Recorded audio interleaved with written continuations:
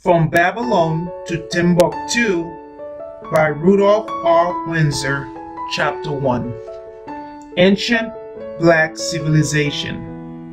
More than 6,000 years ago, in the land called Mesopotamia, there developed the most remarkable civilization then known to mankind.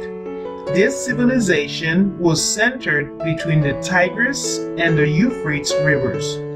These rivers began in the mountains of Armenia and flowed in the southeastern directions towards the Persian Gulf. The soil of this area is tremendously fertile because of the alluvial deposits brought down by the two rivers. European civilization developed from ancient black civilization. Without this black civilization, white domination and influence as we know it today would have been improbable.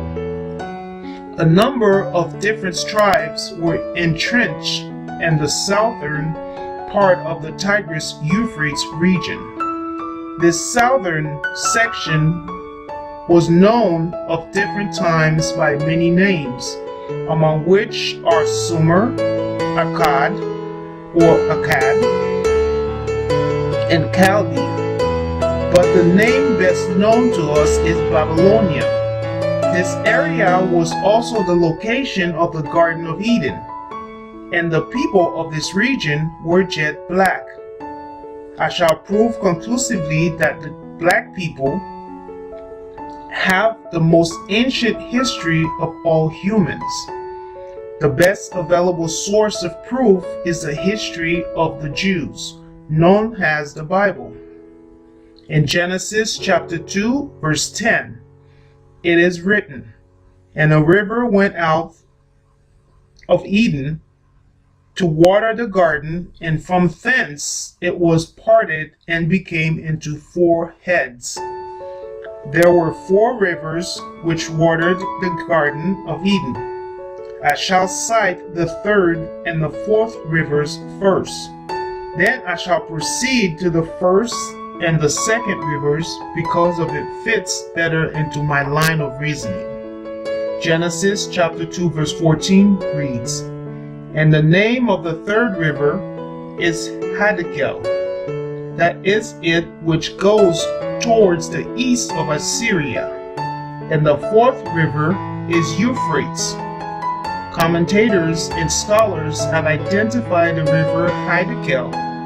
They say it is the Tigris River. Now I shall cite Genesis chapter 2 verse 13. "And the name of the 2nd river is Gihon. The same is it that compassed the whole land of Ethiopia." Because of the Garden of Eden is associated with the land of Ethiopia, we can conclude that the people were black. Rashid, the 11th century commentator on the Bible, said that the Gihon is the Nile River that bows through eastern Africa. Rashid most likely made this point because of Nile flows in Ethiopia into Egypt. Dr. Spicer, who was a professor at the University of Pennsylvania, said, "There is no basis for the detouring of the Gihon to Ethiopia." He meant the Ethiopians in Africa. Not to mention, the Pishon is various remote region of the world. I agree with Dr. Spicer that we should not search for the Gihon in Africa, nor Pishon in the remote area of the earth, but that we should research the Pishon and the Gihon and the Tigris-Euphrates Valley. There were 2 Ethiopian nations in ancient times, Eastern Ethiopia and Western Ethiopia. This point Dr. Spicer failed to elucidate, possibly because of an oversight. There was an Ethiopian civilization in southern Mesopotamia, Babylon, but the people in this region did not use their tribal name, Ethiopia, to designate their nationality. They called the name by the city that they constructed and inhabited. or they call themselves by an event that happened there. For example, God confused the language of the people at the Tower of Babel. Babel means confusion in Hebrew.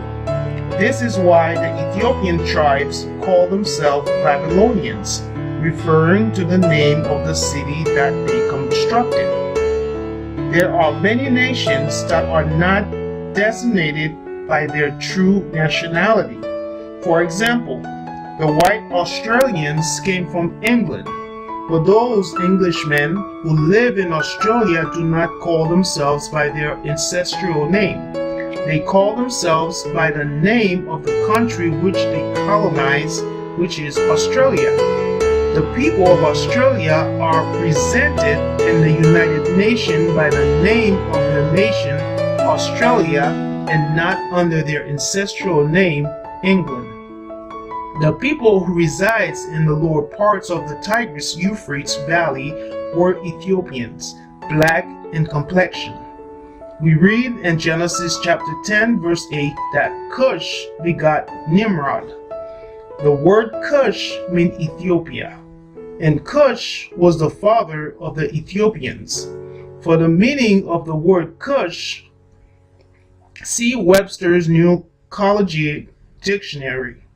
Nimrod was the mighty Ethiopian conqueror and builder in the land of Shinar. We find in Genesis chapter 10 verse 8 to 10 that Nimrod ruled over such cities as Babylon, Iraq, Akkad. All these cities are situated in the land of Shinar. Another name for Shinar is Sumer. This civilization was of a high order, the one of the oldest civilizations in ancient times. In Genesis chapter 10 verse 7, we read, "And the sons of Cush, Seba and Havilah." Now we have learned that Havilah was the son of Cush, who was an Ethiopian. The word Havilah became the name of a tribe in a region known as the land of Havilah. And the Havilites, Ethiopians, lived in the land of Havilah. Moreover, scholars have located this land near the Persian Gulf.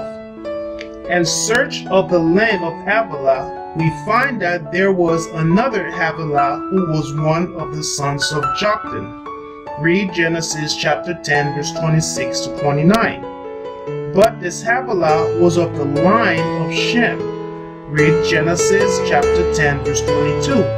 Noah had 3 sons, Shem, Ham, and Japheth. The children of Shem are called Shemites. The sons of Ham are called Hamites, and the sons of Japheth are called Japhites. We should not confuse Havilah, the sons of Joktan, with Havilah, the sons of Cush. Now it is logically to conclude that Havilah, the son of Cush, is intended in Genesis chapter 2 verse 11 to be the Havilah of the land of Havilah.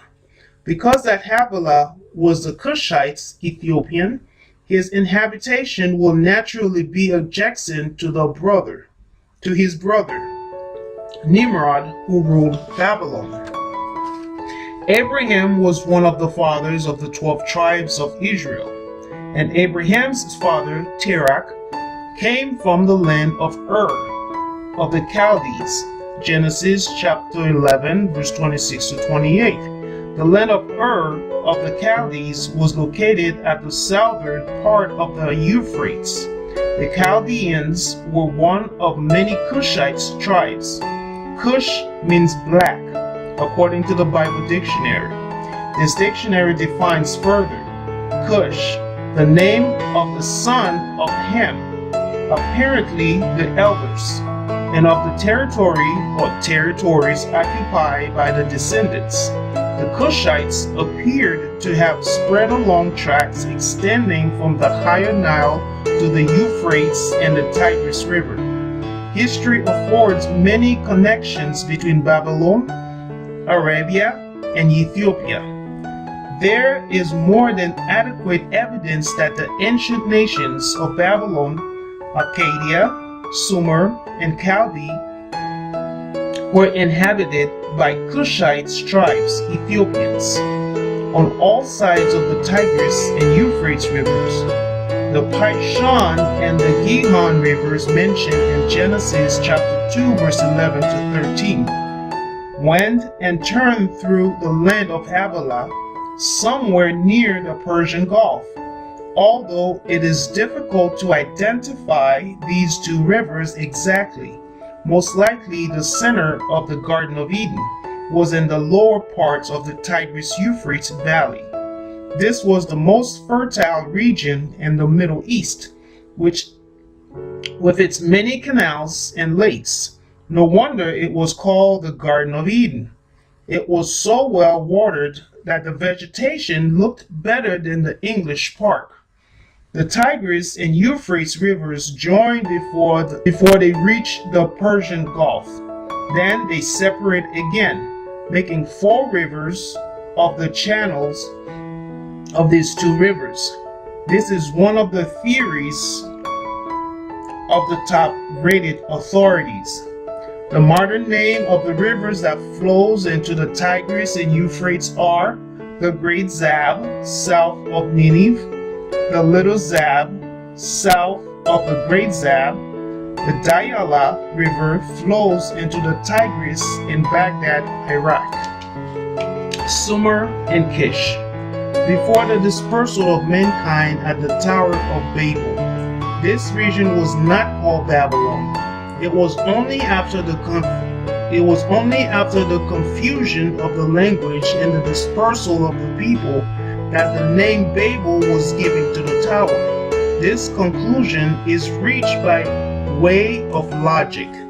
What was the name of this region and tower before the confusion of the language and the dispersal?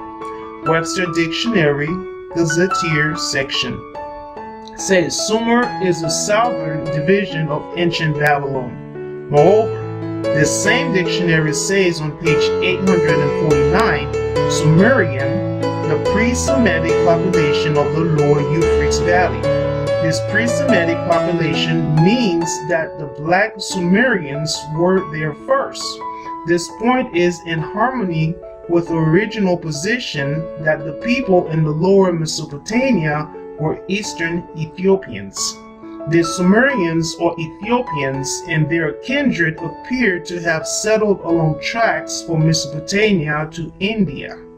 This area now includes southern Iran, Afghanistan, Pakistan, and northwest India. The first and the second allusion to Sumer in the Bible are in Genesis chapter 10 verse 10 or Genesis chapter 11 verse 1 under the name Shinar. Webster Dictionary, Gazetteer section, hints to this relationship of Shinar and Sumer. There is definitely a bloodline relationship between the Dravidian tribes and Indian and the Ethiopians Sumerians. The Sumerian civilization preceded the Babylonian. The Sumerians founded a city that existed more than 4,000 years BC, such as Eridu, Lagash, Nippur, Kish, and Ur. Archaeologists have found skeletons of ancient Dravidians and Nida types in Ur and Kish. Antiquated Sumerian statuettes resemble the statuettes of the Dravidian civilization. This will conclude chapter 1.